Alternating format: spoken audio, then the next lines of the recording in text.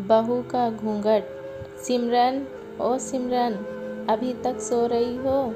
सिमरन की जेठानी ने आंगन से आवाज़ दी। सिमरन तभी भागती हुई अपने कमरे से बाहर आई और बोली, जी दीदी, आपने बुलाया? जेठानी बोली, रात में ही तुमसे बताया था कि सुबह जल्दी उठना, तुम्हारी मुँह दिखाई की रस्म है। मैंने बोला कि दीदी रात को नींद ही नहीं आई, जगह नहीं है। रजनी दीदी बोली, मेरी प्यारी देवरानी, जल्दी से घूंघट कर लो, अगर माँ जी आ गई तो हंगामा हो जाएगा। मैंने घूंघट किया ही था, तभी माँ जी वहाँ आ गईं और तेज़ आवाज़ में बोली, चलो अब, क्या यहीं गपशप मारती रहोगी तुम दोनों? माँ जी ने बोला कि जब भी कोई बड़ा तुम्हारे सामने खड़ा हो तो हमेशा घूंघट में रहना, और कम से कम अपने बड़ों के सामने बिना घूंघट के तो बिल्कुल नहीं। रजनी दीदी कुछ बोली ही नहीं, बस अपना सर हिलाकर हाँ बोल दिया। मैंने भी बस अपना सर हाँ में हिलाया। मैंने रजनी दीदी से पूछा, आप यह सब कैसे निभा लेते हो? रजनी दीदी मुस्कुराते हुए बोली कि मैं तुम्हारे जेठ जी से बहुत प्यार करती हूँ, इसीलिए ये सब निभा रही हूँ। मैं रजनी दीदी के साथ घर के बाहर वाले कमरे में जाकर बैठ गई। वहाँ पर एक पड़ोस की आंटी जी बैठी थीं।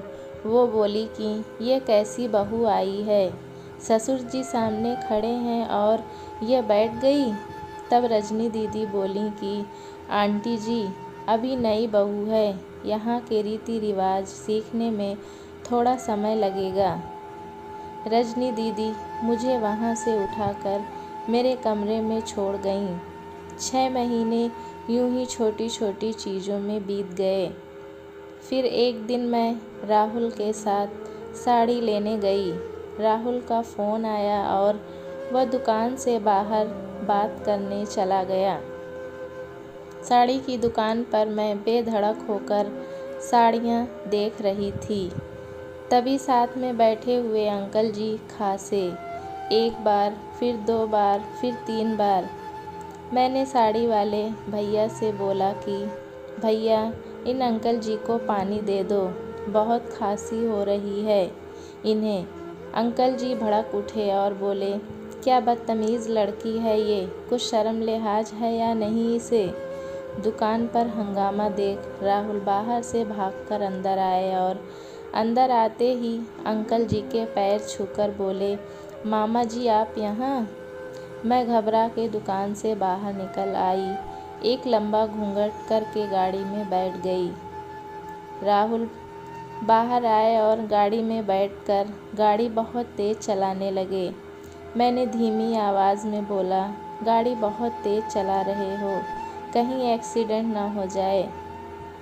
हम घर पर पहुँचे ही थे तभी माँ जी ज़ोर ज़ोर से चिल्लाते हुए बाहर आईं, देखो आ गई महारानी साहिबा, ख़ानदान की इज्जत मिट्टी में मिलाकर।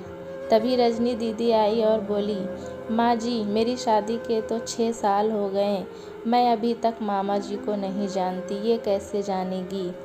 माँ जी ज़ोर से चिल्लाईं, देखो कैसे चपड़ चपड़ जबान चल रही है इस रजनी की भी। राहुल सबकी बात काटते हुए बोले कि माँ, ये दोनों सही तो बोल रही हैं, अगर ये हमेशा घूंघट करके रहती हैं तो ये मामा जी को कैसे पहचानेंगी?